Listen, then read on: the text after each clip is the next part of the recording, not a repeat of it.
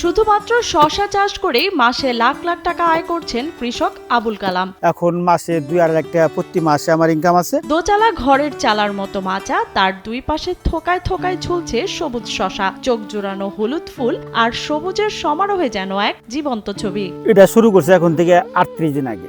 এই 38-40 দিন বয়সে আসছে, 43 দিন চলে। কয়েকবার ছিটতেছি। এবার খুব শশা ভালো হয়েছে, দেখতেও ভালো, বাজারও ভালো দাম দিচ্ছে। এক সময় জীবনের শুরুতেই চাকরির সামান্য বেতনে তার সংসার চালানো ছিল কষ্টসাধ্য।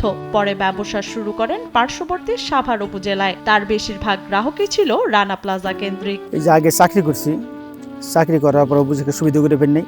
তারপরে দোকান করছি, দোকান ভালোই চলতো, মোটামুটি ভালোই করেছিলাম। পরে রানা প্লাজা হয়ে গেলো, ভেঙে গেলো, মানে 10 পড়ে গেলো, আমার কাস্টমার মরে গেলো। তারপরে আমার ব্যবসাও একটু খারাপ হয়ে গেলো, বাকি বেড়ে গেলো। পরে পরে বাড়ি চলে এলাম।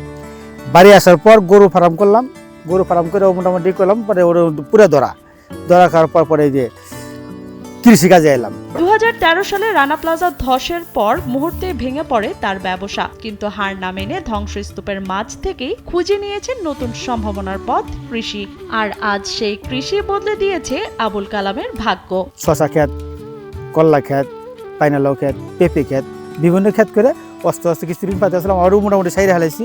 তারপরে এখন মোটামুটি খুব ভালো একটা অবস্থায় আছি।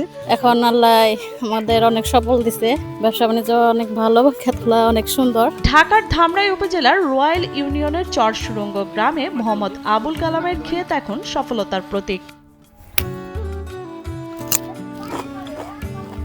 প্রথমে অল্প জমিতে সবজি চাষে ফলন ভালো হয় আগ্রহ বাড়ে কালামের। এরপর আধুনিক মালচিং পদ্ধতির প্রশিক্ষণ নিয়ে ধীরে ধীরে বাড়াতে থাকেন জমির পরিমাণ। পানিরও সমস্যা কম, আবার খরায়ও সমস্যা কম। এটা হলো ক্ষেত ভালো থাকে।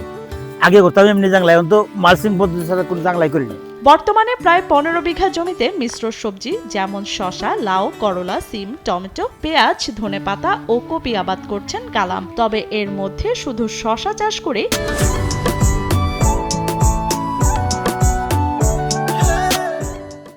মাত্র 2 মাসে আয় করেছেন প্রায় 8 লাখ টাকা। এছাড়া তার মাসিক গড় আয় হয় প্রায় 2.5 লাখ টাকা। চাষ করে শশা ক্ষেত, করলা, পাইনালাও, পেঁপে ক্ষেত, এগুলো সবই করি।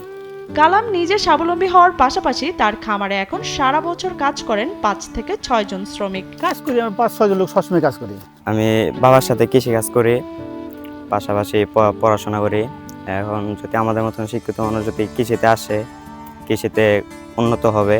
আবুল কালাম একসাথে অন্তত 3 ধরনের ফসল চাষ করেন। তার যুক্তি, একটিতে ক্ষতি হলে অন্যটি সেই ক্ষতি পুষিয়ে দেয়। বাজার দর পড়ে গেলেও কৃষিতে টিকে থাকার এটাই সবচেয়ে কার্যকর কৌশল বলে মনে করেন তিনি। আগে চাষ করতে প্লেন জাংলা, এখন তো খারাপ জাংলা, এটা ফলন বেশি হয় আর এটা সুবিধা বেশি, বীজ দেওয়ার সুবিধা, মাল ছেড়া সুবিধা, তারপরে আপনার সব থেকে সুবিধা আর কি। আর এটা মালও বেশি হয়, ক্ষেত ভালো থাকে। আধুনিক পদ্ধতিতে চাষাবাদ করলে স্বল্প জমিতে সম্ভব বেশি উৎপাদন, যা দেশের চাহিদা পূরণের পাশাপাশি বৈদেশিক মুদ্রা আয়ও গুরুত্বপূর্ণ ভূমিকা রাখতে পারে বলে মনে করেন কৃষি সংশ্লিষ্টরা।